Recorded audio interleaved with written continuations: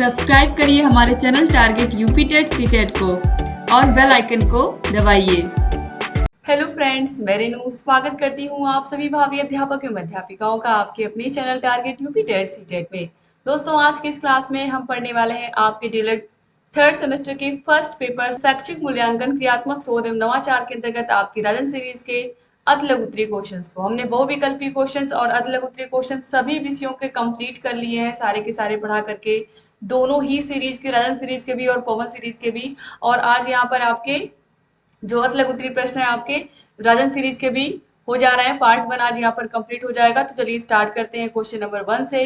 क्रियात्मक शोध को परिभाषित करिए। आप सभी लोगों को समझ में आ चुका होगा अब तक कि क्रियात्मक शोध क्या है।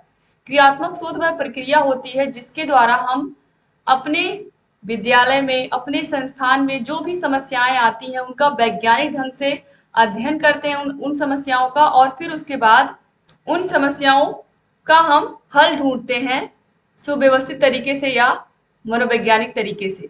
ठीक है, तो कोरे ने क्या कहा है, स्टीफन एम कोरे, क्रियात्मक अनुसंधान वह प्रक्रिया है जिसके द्वारा व्यवहारिक कार्यकर्ता, यानी कि चाहे वो हेडमास्टर हो, चाहे वो व्यवस्थापक हो, चाहे वो निरीक्षक हो, वो लोग क्या करते हैं, व्यवहारिक कार्यकर्ता मनोवैज्ञानिक ढंग से अपनी समस्याओं का अध्ययन, अपने निर्णय और क्रियाओं में निर्देशन, सुधार और मूल्यांकन करते हैं।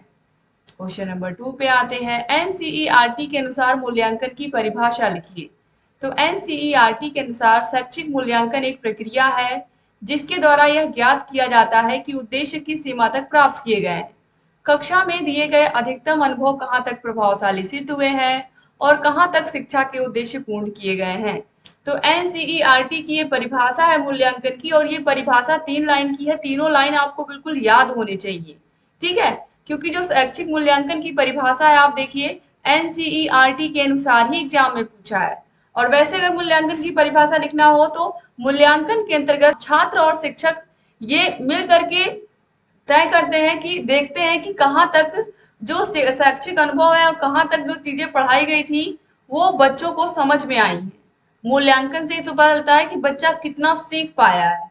तो मूल्यांकन ही हमें ये बताता है कि जितना हमने सिखाने की कोशिश की थी वो कितना बच्चे सीख पाए हैं। क्वेश्चन नंबर 3 है, सामुदायिक सहभागिता से क्या तात्पर्य है। तो सामुदायिक सहभागिता का अर्थ विद्यालयों की योजनाओं और प्रबंधन में माता पिता और समुदाय के सदस्यों की सहभागिता हो। जैसे इसके लिए आप देखिए विद्यालयों में ग्राम शिक्षा समिति बनाई गई है, ठीक है, अभिभावक शिक्षक संघ बनाया गया है, कि ऐसे चीजें, जैसे अगर बच्चा पढ़ रहा है किसी भी क्लास में, स्कूल में पढ़ रहा है, मान लीजिए कक्षा 3 में पढ़ रहा है कोई बच्चा, तो उसके माता पिता को ये पता हो कि किताबें कौन कौन सी हैं, इसके अलावा बच्चा घर पर होमवर्क पूरा कर रहा है कि नहीं कर रहा है, टीचर से एक संपर्क बना रहेगा, विद्यालय के कामों में, विद्यालय में जो भी निर्माण कार्य हो रहे हो या कोई भी काम हो रहा हो उन सभी के बारे में माता पिता को पता हो। तो इस तरीके से सामुदायिक सहभागिता स्कूल के प्रति होना बहुत जरूरी है। खाली बच्चों से संबंध बनाने से संबंध नहीं चलेगा जब तक उनके माता पिता से और समुदाय से या उस गांव से हमारा संबंध नहीं बनेगा। अच्छा, क्वेश्चन नंबर 4 पे आते हैं। विश्वसनीयता को परिभाषित कीजिए। करलिंगर के अनुसार विश्वसनीयता का अर्थ है भरोसा, स्थिरता, संगति, भविष्यवाणी और परिशुद्धता। क्वेश्चन नंबर 5 है, सतत एवं व्यापक मूल्यांकन से क्या आशय है। सतत मूल्यांकन के अंतर्गत छात्रों के शैक्षिक कौशलों की जांच प्रति माह या तिथिवार की जाती है। सब 2023 में ही पूछे हुए प्रश्न है। इसमें क्या कह रहा है कि जो सतत मूल्यांकन होता है उसमें हम बच्चों के कौशलों की जांच हर महीने करते हैं। हर महीने, जैसे मान लीजिए हर महीने हमने 20 तारीख को फिक्स कर दिया कि 20 तारीख को हम करेंगे ही करेंगे। इसके अलावा बीच में हमने टेस्ट भी ले लिया कुछ बच्चों का। तो व्यापक मूल्यांकन में बालक के विभिन्न पक्षों का मूल्यांकन हम करते हैं, यानी कि संज्ञानात्मक पक्ष, भावात्मक पक्ष और क्रियात्मक पक्ष, तीनों का ही मूल्यांकन करते हैं हम व्यापक मूल्यांकन में। क्वेश्चन नंबर 6 है, उत्तम परीक्षण की 2 विशेषताएं बताइए। तो वैधता, विश्वसनीयता, वस्तुनिष्ठता। ठीक है, ये सब क्या है, उत्तम परीक्षण की विशेषताएं होती हैं, और ये बहुविकल्पी में भी बहुत पूछता है। क्वेश्चन नंबर 7 पे आते हैं। निर्माणात्मक एवं योगात्मक मूल्यांकन के में 2 अंतर लिखिए। तो मूल्यांकन की प्रकृति विकासात्मक होती है तथा योगात्मक मूल्यांकन की प्रकृति अंतिम होती है। जो निर्माणात्मक मूल्यांकन होता है इसकी प्रकृति विकासात्मक होती है और योगात्मक मूल्यांकन की प्रकृति अंतिम होती है, क्योंकि इसका मूल्यांकन हम बाद में करते हैं। निर्माणात्मक मूल्यांकन का उद्देश्य छात्रों की शिक्षा में सुधार करना होता है, बच्चों की प्रारंभिक शिक्षा के बारे में जानना होता है, बच्चे क्या सीख रहे हैं। और योगात्मक मूल्यांकन का उद्देश्य छात्रों की उपलब्धि का मूल्यांकन करना होता है। जिस तरीके से हम वार्षिक परीक्षा या कोई परीक्षा लेते हैं उसमें हम देखते हैं कि बच्चे ने कितना सीखा, ये योगात्मक मूल्यांकन उस तरीके का होता है। जबकि हम प्रारंभिक ज्ञान चेक करते हैं निर्माणात्मक, या इसी को हम रचनात्मक मूल्यांकन भी कहते हैं। क्वेश्चन नंबर 8 है, मापन और परीक्षण में कोई एक अंतर बताइए। तो मापन का संबंध भौतिक गुणों से होता है, जबकि परीक्षण का संबंध मानसिक और मनोवैज्ञानिक गुणों से होता है। याद रखिएगा, यही इतना डिफरेंस होता है। क्वेश्चन नंबर 9 है, ब्लूम के अनुसार मूल्यांकन के उद्देश्यों का वर्गीकरण करिए। तो ब्लूम ने मूल्यांकन के उद्देश्यों को वर्गीकरण 3 भागों में किया है, ज्ञानात्मक, भावात्मक और क्रियात्मक। और ये बहुत इंपॉर्टेंट क्वेश्चन है, 1954 में किया था इन्होंने, कभी कभी सन भी पूछ लेता है। क्वेश्चन नंबर 10 है, मापन के स्तरों के नाम लिखिए। बहुत अच्छे से क्लास में मैंने मापन के चारों स्तरों को समझाया है, एकदम एग्जाम्पल दे करके आप केवल एक बार देख लोगे तो सबके सब आपको समझ में आ जाएंगे। नामित स्तर, क्रमित स्तर, अंतरित स्तर या अंतराल मापनी भी कहते हैं इसको, और अनुपातिक स्तर, यही होते हैं 4। क्वेश्चन नंबर 11 पे आते हैं, मांसपेशियां एवं आंगिक गतिविधियां मूल्यांकन के किस पक्ष से संबंधित हैं। तो मांसपेशियां और आंगिक गतिविधियां क्रियात्मक या कौशलात्मक, कुछ भी आप लिखोगे दोनों सही है, कंफ्यूज नहीं होना है। क्वेश्चन नंबर 12 है, मूल्यांकन का लक्ष्य स्पष्ट करिए। तो मूल्यांकन का लक्ष्य पृष्ठपोषण, अभिप्रेरणा, अधिगम में वृद्धि, शिक्षण की गुणवत्ता बढ़ाना, वर्गीकरण, चयन, निर्देशन में मदद देना आदि है। क्वेश्चन नंबर 13 है, उपचारात्मक शिक्षण क्या है। छात्रों की त्रुटियों का ज्ञान होने पर उन्हें दूर करने हेतु किया जाने वाला शिक्षण उपचारात्मक शिक्षण कहलाता है। तो हम क्या करते हैं उपचारात्मक शिक्षण में, हम क्या करते हैं, बच्चों की त्रुटियों का, कमियों का पता हमने लगा ही लिया होता है निदान में, तो उपचार में उनकी कमियों को हम दूर करते हैं। क्वेश्चन नंबर 14 है, क्रियात्मक शोध के चरण प्रदत्त विश्लेषण से आपका क्या आशय है। क्रियात्मक शोध के चरण प्रदत्त विश्लेषण में शोधकर्ता निम्न प्रकार के विश्लेषण करता है। पहला है, शोध के पूर्व की क्या स्थिति है, अब शोध के बाद क्या स्थिति हुई, यानी कि जब हमने क्रियात्मक अनुसंधान नहीं किया था तब क्या स्थिति थी क्लास में, और अब शोध करने के बाद क्या स्थिति है क्लास में। उपयुक्त दोनों स्थितियों का तुलनात्मक अध्ययन करने पर यह ज्ञात होता है कि समस्या का समाधान कहाँ तक हम कर पाए हैं। ठीक है, क्रियात्मक शोध में हम क्या करते हैं, अपने संस्थान में, अपने विद्यालय में कोई समस्या आती है, उसी समस्या का हम हल ढूंढते हैं। तो जब हम शोध से पूर्व की स्थिति और शोध के बाद की स्थिति को टैली कराते हैं तो हम देखते हैं कि क्या डिफरेंस है दोनों में। तब हमें ये समझ में आता है कि वाकई समस्या का पूरी तरीके से समाधान हुआ है या कुछ स्तर तक ही हुआ है। क्वेश्चन नंबर 15 है, अवलोकन क्या है। अवलोकन क्रियात्मक शोध का एक उपकरण है जिसके अंतर्गत शोधकर्ता समस्या के बारे में जानकारी प्राप्त करता है। समस्या से संबंधित विभिन्न स्थितियों की जानकारी विभिन्न माध्यमों से प्राप्त करना ही क्या है, अवलोकन है। क्वेश्चन नंबर 16 है, प्रश्नावली से आप क्या समझते हैं। प्रश्नावली क्रियात्मक शोध का उपकरण है। शोधकर्ता समस्या के समाधान हेतु स्रोत से विभिन्न जानकारी प्रश्न कर प्राप्त करता है। तो देखिए प्रश्नावली क्या है, प्रश्नावली विधि से क्या होता है कि प्रश्नावली क्रियात्मक शोध का एक उपकरण है, जैसे अवलोकन एक उपकरण है, यहाँ पर अभी आपने देखा है कि अवलोकन क्रियात्मक शोध का एक उपकरण है, उसी प्रकार से प्रश्नावली भी है, उसी प्रकार से साक्षात्कार भी है। तो शोधकर्ता समस्या के समाधान हेतु स्रोत से विभिन्न जानकारी प्रश्न करके जुटाता है। क्वेश्चन नंबर 17 है, सतत और व्यापक मूल्यांकन कब से लागू हुआ था। तो 2009 से लागू हुआ था, और ये प्रश्न बहुविकल्पी प्रश्नों में भी पूछा गया है। क्वेश्चन नंबर 18 है, युग्म मूल्यांकन क्या है। तो युग्म मूल्यांकन में जोड़ा बनाने वाले प्रश्न आते हैं। इसमें दो समूहों में शब्द जोड़े में दिए रहते हैं, बच्चों से सही जोड़े बनवाए जाते हैं। इस तरीके से ए और बी कॉलम में कुछ दिया होता है और फिर इन्हें मिलाना होता है। क्वेश्चन नंबर 19 है, क्रियात्मक शोध का अंतिम चरण क्या होता है। तो क्रियात्मक शोध का अंतिम चरण क्या होता है, परिणाम या निष्कर्ष। क्वेश्चन नंबर 20 है, साक्षात्कार से आप क्या समझते हैं। इसको हम इंटरव्यू कहते हैं। तो ये भी क्रियात्मक शोध का एक उपकरण है, ऑलरेडी मैं आप लोगों को बता चुकी हूँ। यह एक प्रकार की मौखिक प्रश्नावली है। इस विधि में शोधकर्ता एवं साक्षात्कारदाता आमने सामने बैठकर जानकारी का आदान प्रदान करते हैं। क्वेश्चन नंबर 21 है, न्यादर्श या सैंपल की विशेषताएं बताइए। किसी संपूर्ण जनसंख्या में से एक छोटे से भाग पर हम कोई रिसर्च कर रहे हैं, कोई काम कर रहे हैं, तो यही होता है न्यादर्श। न्यादर्श का आकार पर्याप्त होना चाहिए। न्यादर्श का चयन इस प्रकार से किया जाता है कि वह जनसंख्या का प्रतिनिधित्व करे, वरना इससे प्राप्त परिणाम भ्रामक भी हो सकते हैं।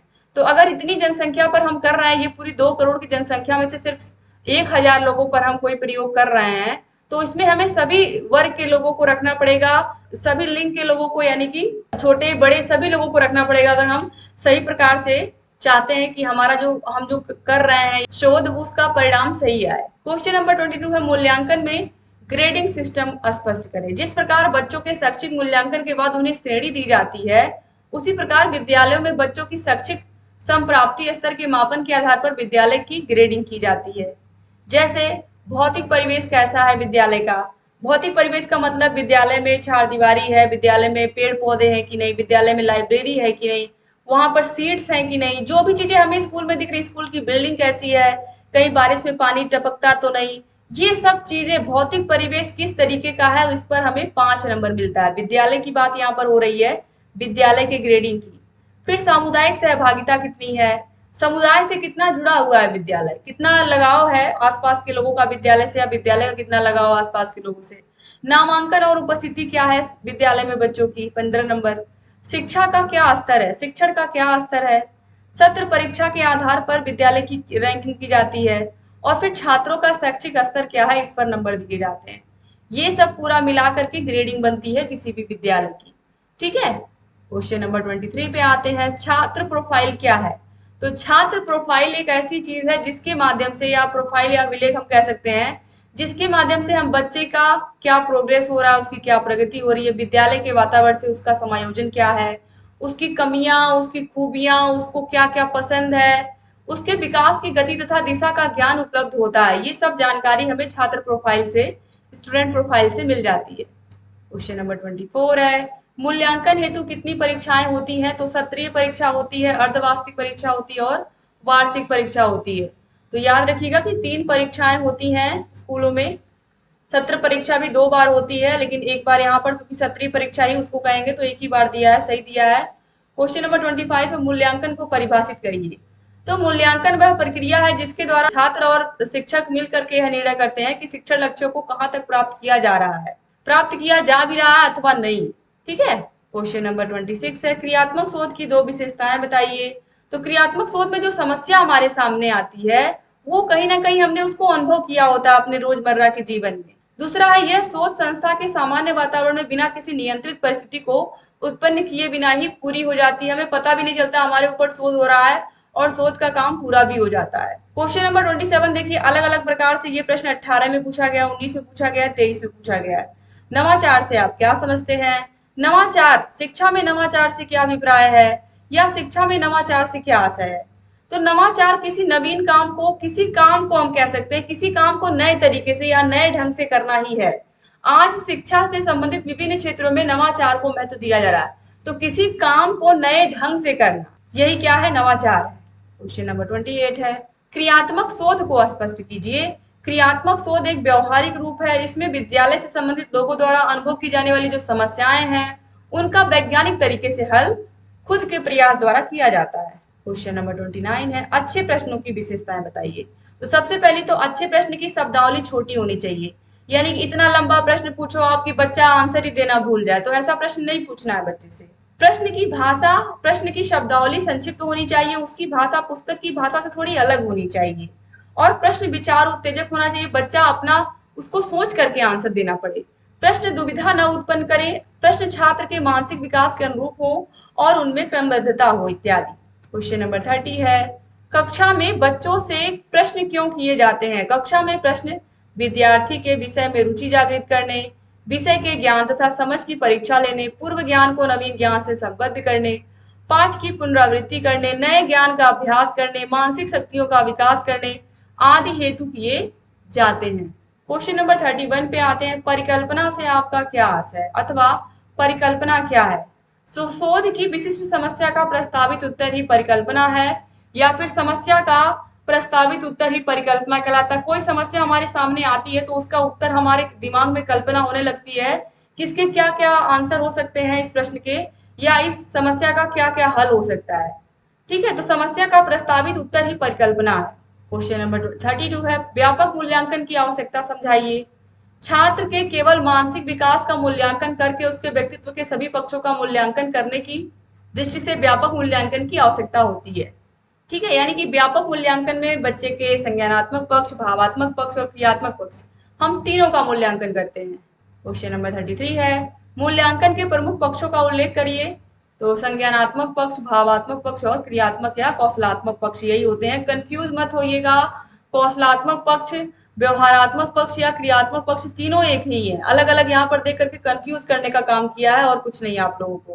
क्वेश्चन नंबर 34 है, प्रश्नों के प्रमुख प्रकार बताइए। तो प्रश्नों में विचारोत्तेजक प्रश्न, शिक्षण प्रश्न, स्मृति प्रश्न, परीक्षण प्रश्न, समस्या प्रश्न, तुलनात्मक प्रश्न, बोध प्रश्न इत्यादि आते हैं। क्वेश्चन नंबर 35 है, परीक्षण में वैधता से क्या अभिप्राय है। तो परीक्षण में वैधता से आशय उस कार्य कुशलता से है जिससे वह परीक्षण उस तथ्य का मापन करता है जिसके लिए वह बनाया गया है। मैंने बहुत अच्छे से पवन सीरीज में समझाया कि किस तरीके से वैधता का मतलब क्या होता है। कि अगर आप बाजार से कोई सामान खरीद के लेके आते हो, आप मान लीजिए कोई फैन ही खरीद करके लेके आए हो, तो फैन खरीद के लेके आए हो तो आप सोचोगे कि थोड़ा आवाज कम करता हो, लेकिन जो हवा है वो बहुत अच्छी देता हो, ठीक है। तो अगर वो आवाज भी कम कर रहा है, हवा बहुत अच्छी दे रहा है, तो आप क्या कहोगे, जिस काम के लिए हम लाए थे इसको, वो अपना ये काम बहुत अच्छे से कर रहा है, बहुत कुशलता से कर रहा है। यानी कि ये क्या है, ये जो उपकरण हम लाए हैं ये बहुत सही है। तो सेम यही चीज होता है वैधता में, ठीक है। जिस चीज के लिए हम इसको लाए हैं, जिस चीज के लिए हम परीक्षण कर रहे हैं, उस परीक्षण का कितने अच्छे तरीके से यह मापन कर रहा है, बस वही है। क्वेश्चन नंबर 36 है, क्रियात्मक शोध की आवश्यकता ही क्यों होती है। तो विद्यालय में विभिन्न समस्याओं के त्वरित समाधान उनके सामान्य परिस्थितियों के अंतर्गत विद्यालय से संबंधित लोगों द्वारा करने के लिए क्रियात्मक शोध की आवश्यकता होती है। यानी क्रियात्मक शोध की आवश्यकता इसलिए भी होती है क्योंकि कोई भी संस्था है, कोई भी विद्यालय है, तो हमारे पास समस्याएं तो आएंगी। जहाँ इतने सारे घरों के बच्चे हैं, एक दो बच्चों से ही लोग परेशान हो जाते हैं घर में, और जहाँ इतने सारे घरों के बच्चे आ रहे हैं तो वहां पर भी तो समस्या तो शिक्षक के सामने होगी ही। तो समस्या होगी तो उसका हल भी हमें ढूंढना पड़ेगा उसी इन्वायरमेंट में रहते हुए। तो बस वही है क्रियात्मक सोच, समस्या हमारी और हल भी हमारा। क्वेश्चन नंबर 37 है, मूल्यांकन के भावात्मक पक्ष को बताइए। तो भावात्मक पक्ष में क्या होता है, बच्चे का इमोशनल कॉर्नर जो होता है उसमें क्या होता है, उसमें उसके भावों, उसकी रुचियों, उसके इंटरेस्ट, उसका दृष्टिकोण, किस तरीके से वह चीजों को देखता है, उसके मूल्य, उसकी मनोवृत्तियां, उसकी अभिवृत्तियां आदि का मूल्यांकन हम करते हैं। क्या बच्चे का इंटरेस्ट है, वो क्या करना चाहता है जीवन में, क्या उसे अच्छा लगता है, ये सब चीजें। क्वेश्चन नंबर 38 है, मूल्यांकन के अंतर्गत संज्ञान सहगामी पक्ष से आपका क्या तात्पर्य है। तो मूल्यांकन के संज्ञानात्मक पक्ष के बाद भावात्मक पक्ष तथा कौशलात्मक एवं व्यवहारात्मक पक्ष आता है, जिसे संज्ञान सहगामी पक्ष भी कहा जाता है। क्वेश्चन नंबर 39 है, मूल्यांकन में युग्म मूल्यांकन को स्पष्ट करिए। तो युग्म मूल्यांकन में छात्र छात्राएं परस्पर एक दूसरे का सफलतापूर्वक मूल्यांकन कर सकते हैं। क्वेश्चन नंबर 40 है, सतत मूल्यांकन कहाँ से बताइए। सतत मूल्यांकन से आशय उस मूल्यांकन से जो सीखने सिखाने के साथ चलता रहता है, जिससे छात्र के अनुभव और व्यवहार में होने वाले परिवर्तन का लगातार मूल्यांकन होता है। सतत मूल्यांकन का मतलब है कि हमेशा मूल्यांकन होता है, पढ़ाई भी चल रही है उसमें बीच बीच में मूल्यांकन भी हो रहा है, तो बच्चों के ऊपर भार भी नहीं आता है। फिर देखिए क्वेश्चन नंबर 41 है, व्यापक मूल्यांकन के क्या उद्देश्य हैं। तो व्यापक मूल्यांकन का एक ही उद्देश्य है कि छात्रों के सभी पक्षों, संज्ञानात्मक, भावात्मक और क्रियात्मक पक्षों का मूल्यांकन करना। क्वेश्चन नंबर 42 है, बच्चों की शैक्षिक अभिवृद्धि से आपका क्या आशय है। तो अभिवृद्धि का मतलब क्या होता है आप सभी को पता है, वृद्धि का मतलब तो आपको पता ही है कि बच्चे का डील डॉल, उसका उसके भार में वृद्धि। अब यहाँ पर अभिवृद्धि हो रहा है तो कुछ तो अंतर होगा दोनों में। तो बच्चे की अभिवृद्धि का आशय है बालक के डील डॉल और भार में वृद्धि, इसमें मांसपेशियों तथा शरीर की संरचना में ही नहीं वरन यह आंतरिक अंगों और मस्तिष्क में भी होती है। बालक के मस्तिष्क में जैसे जैसे वृद्धि हो जाती है, उसकी सीखने, स्मरण रखने तथा तर्क करने की क्षमता में भी वृद्धि होती जाती है।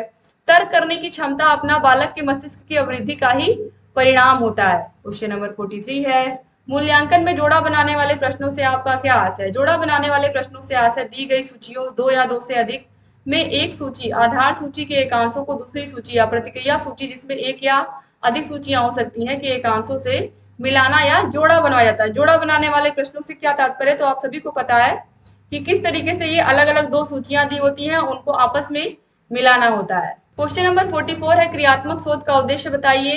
तो क्रियात्मक शोध का एक ही उद्देश्य है, हमारी संस्था में, हमारे विद्यालय में किसी प्रकार की कोई भी समस्या आ रही है तो उस समस्या का समाधान संस्था के लोग मिल करके वैज्ञानिक पद्धति से उसका हल ढूंढते हैं, तो बस समाधान करते हैं।